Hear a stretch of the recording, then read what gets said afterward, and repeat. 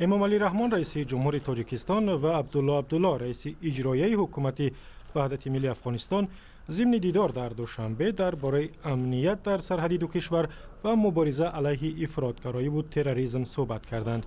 امامعلی رحمان در این نشست گفت دوشنبه همیشه طرفدار همکاری با کابل بود و میماند. رئیس جمهوری تاجیکستان همچنین ضمن مراجعت به دکتر عبدالله گفته است تاجیکستان خانه دوم شماست و افزوده است که تاجیکستان کوشش میکند مناسبت های دو کشور همیشه در سطح بلند و جوابگوی منفعت های دو جانبه باشد.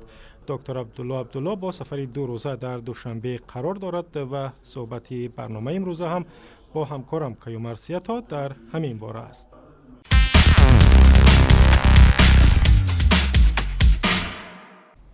کیومر، لطفاً اول از جزئیات صحبت های امامعلی رحمان و دکتر عبدالله می گفتی.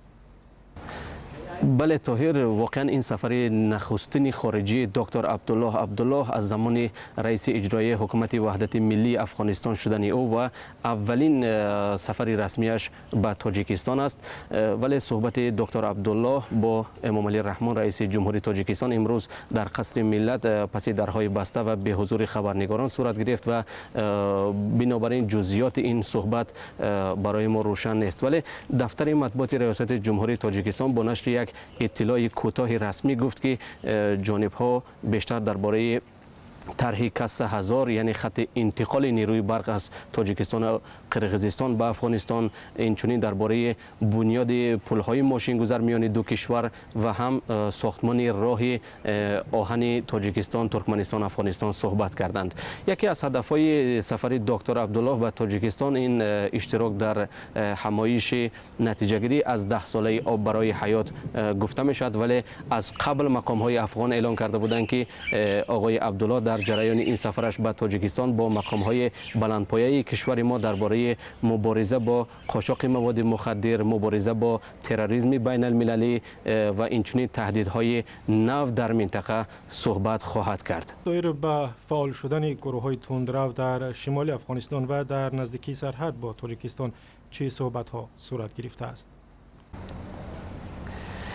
همونطور که در آغاز صحبت اشاره کردم، تمام اطلاعی که درباره صحبت دکتر عبدالله با امامعلی رحمان داریم این همون چیزی است که دفتر مطبوعات ریاست جمهوری تاجیکستان نشر کرده است. در این اطلاع دفتر مطبوعات پرزیدنت تاجیکستان چیزی درباره حضور نیروها یا جنگیان در نزدیکی‌های مرز تاجیکستان چیزی گفتن نشده است، ولی در این خبر تاکید شده است که جانب‌ها مسائل امنیتی از جمله ثبات و آرامی در مرز و اینچنین مبارزه مشترک با تروریسم و گروه‌های افراطی را بررسی کردند.